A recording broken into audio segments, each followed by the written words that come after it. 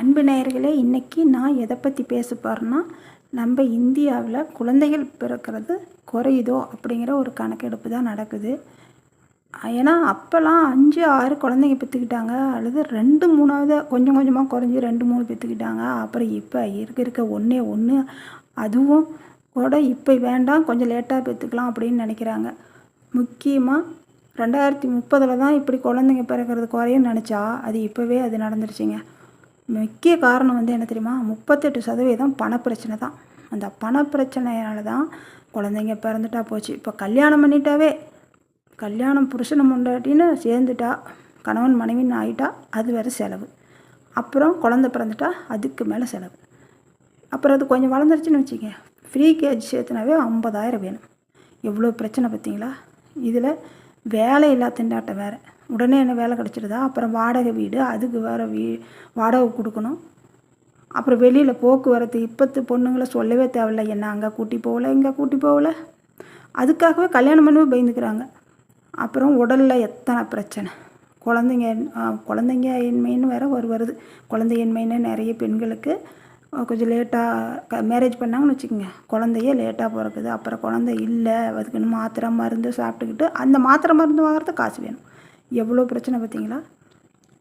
அதனால தான் இது முக்கியமாக இந்த மாதிரி குழந்தைங்க தள்ளி போடுறது, கல்யாணமே தள்ளி போகுது. இப்போ 23 வயசில் 2 குழந்தைங்க பெற்றாங்க அந்த நாளையில். இப்போ 28, 30 ஆனால் கூட கல்யாணமே பண்ண மாட்டேங்கிறாங்க. அதுலேயே குறையுதில்லை, இருக்க கண்டிப்பாக இன்னும் சதவீதம் குறையும். இப்போவே நகரத்தில் 1.6% தான் குழந்தைங்க பிறக்குது அப்படிங்கிறாங்க.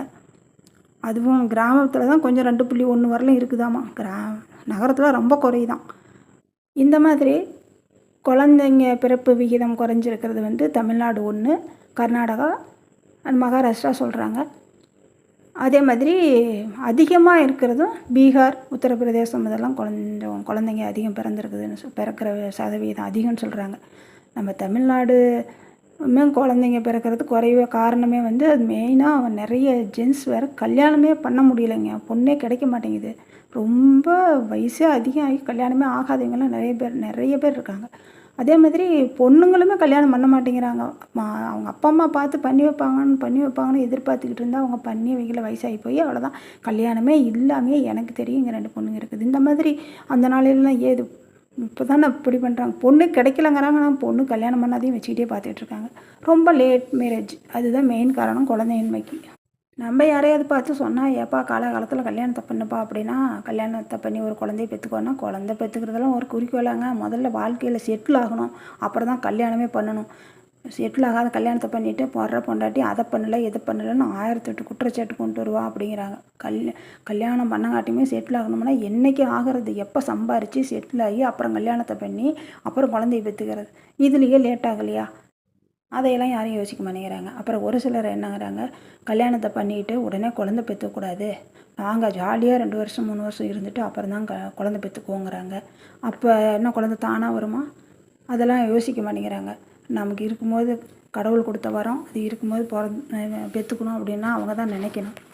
அப்புறம் ஒரு சிலர் என்னங்கிறாங்க, கல்யாணத்தை பண்ணிட்டோம், அதுக்காக உடனே குழந்தைய பெற்றுக்கிட்டு இருந்தால் செலவுங்கிறது பண்ணுறது, முதல்ல பணத்தை சம்பாரிச்சிக்கலாம், அப்புறமா நம்ம குழந்தை பெற்றுக்கலான்னு அவங்களே ஒரு முடிவு பண்ணி பணம் சம்பாதிக்க ஓடுறோன்னு ஓடிக்கிட்டு இருக்கிறாங்க.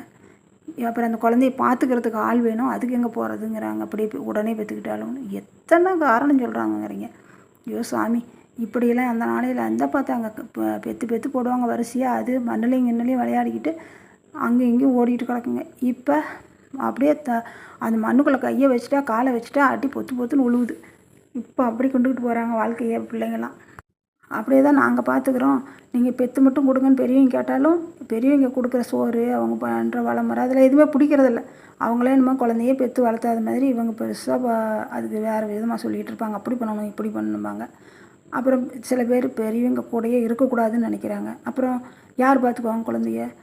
கல்யாணம் பண்ணிட்டா உடனே மாமனார் மாமியெல்லாம் இருக்கக்கூடாது, எங்கேயாவது போயிடணும், அல்லது அனாதாசிரமம் அப்படி போய் தேடி போயிடணும். இவங்க ஃப்ரீயாக இருக்கணும்னு நினைக்கிறாங்க. அப்புறம் குழந்தைய யார் பார்த்துக்கிறது? இதெல்லாம் நினைக்க மாட்டேங்கிறாங்க. எவ்வளோ பிரச்சனையில் பாருங்கள் ஒவ்வொரு நாடும் போயிட்டு இருக்குது. மொத்தத்தில் நான் என்னங்கிறேன்னா, இந்த இருக்கிறவங்க வசதியாக இருக்கிறமே நம்ம வசதியான இடமே தேடி பொண்ணை கொடுக்கணும் அப்படின்னு எதிர்பார்க்காதீங்க. இல்லாதவங்களாக இருந்தாலும் நல்லவங்களாக இருந்தால் போதும், கூப்பிட்டு கல்யாணத்தை பண்ணி வைங்க பொண்ணுங்களுக்கு.